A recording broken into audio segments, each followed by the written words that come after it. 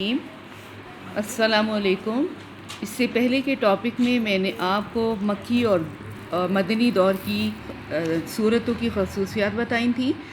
آج وہ ٹاپک ہم پڑھیں گے جس میں قرآن کو لکھا گیا، یعنی جب نبی پاک صلی اللہ علیہ وسلم پر قرآن پاک نازل ہوتا تھا تو انہوں نے لکھنے کا کیا طریقہ رائج کیا تھا، یا اس کو یعنی قرآن کو کس طرح محفوظ رکھا گیا۔ اس کے 3 دور بنتے ہیں: خود نبی پاک صلی اللہ علیہ وسلم کا دور، نمبر 2 ہے حضرت ابوبکر صدیق رضی اللہ عنہ کی دور، اور نمبر 3 حضرت عثمان غنی رضی اللہ عنہ کا دور۔ پہلا دور کس کا تھا؟ نبی پاک صلی اللہ علیہ وسلم کا۔ چونکہ قرآن کی حفاظت کی ذمہ داری خود اللہ پاک نے لی تھی، اس لیے نبی صلی اللہ علیہ وسلم جب قرآن سنتے تھے تو اسے یاد کر لیا کرتے تھے۔ ماشاءاللہ اس وقت عربوں کا بھی اتنا حافظہ مضبوط تھا کہ وہ لوگ بہت یعنی دنوں کی باتیں بھی یاد رکھتے تھے، مہینوں سالوں کی باتیں۔ تو خود نبی پاک صلی اللہ علیہ وسلم چونکہ نبی بھی تھے، اللہ تعالیٰ نے ان کا یعنی نبوت پہ فائز بھی کرنا تھا، آخری نبی تھے، اس لیے ان کا حافظہ بلا کا تھا۔ تو جب قرآن پاک نازل ہوتا، نبی پاک اسے حفظ کر لیتے تھے، لیکن ضرورت تھی کہ اسے لکھنے کا ایک انتظام کیا جائے۔ تو نبی پاک صلی اللہ علیہ وسلم نے اپنے دور پر قرآن کو لکھنے کا بڑا مضبوط یعنی جو طریقہ رائج کیا وہ کیا تھا کہ اجزاء پہ لکھوایا گیا، یاد بھی کرتے تھے اور اسے لکھوانے کا اہتمام بھی کرتے تھے۔ نبی پاک کے دور میں وہ اجزاء کیا تھے؟ پتھروں کی تختیوں پر، اونٹ کی شانے کی ہڈیوں پر، کھجور کے چوڑے پتوں پر، کپڑے پر، ہرن کی پتلی کھال پر۔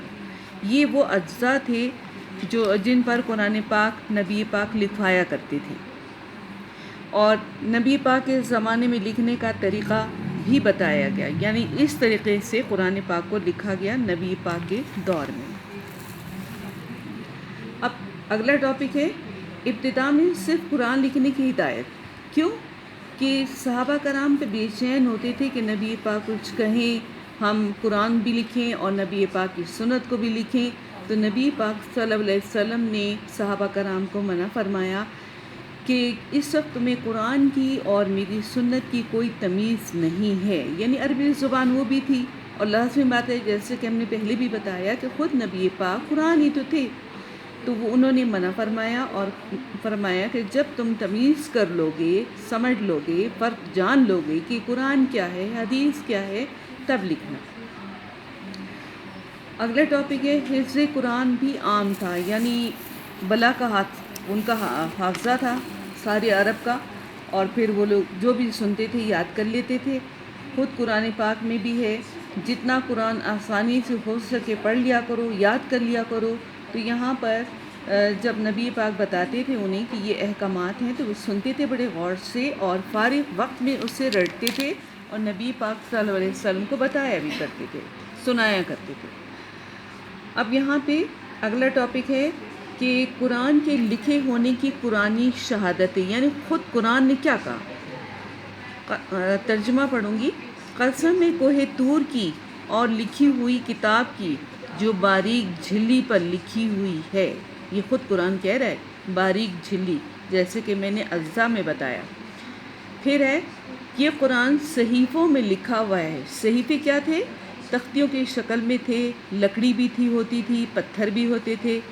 لکھا ہوا ہے ایسے صحیفے جو مکرم و محترم ہے، پاک ہے، لکھے ہوتے ہیں بڑے بزرگ اور پاک باز لوگوں کے ہاتھوں میں۔ پھر قرآن نے فرمایا لکھ لیا اس شخص نے، یعنی پیغمبر نے، اس قرآن کو، بس وہی پڑھا جاتا ہے اس پر صبح شام، یعنی نبی پاک صلی اللہ علیہ وسلم کے زمانے میں لکھنے کا اہتمام ہو چکا تھا۔ پھر ہے آیات اور سورتوں کی ترتیب، وہ میں پہلے آپ کو بتا چکی ہوں کہ نبی صلی اللہ علیہ وسلم نے اللہ تعالیٰ کے حکم کے مطابق ترتیب بھی دی اور نام بھی رکھے۔ اور پھر نبی پاک کے عہد میں کیا تھا؟ قرآن اجزاء کی شکل میں تھا، کتابی شکل میں نہیں تھا۔ اور کن صحابیوں کے پاس یعنی پورا قرآن تھا؟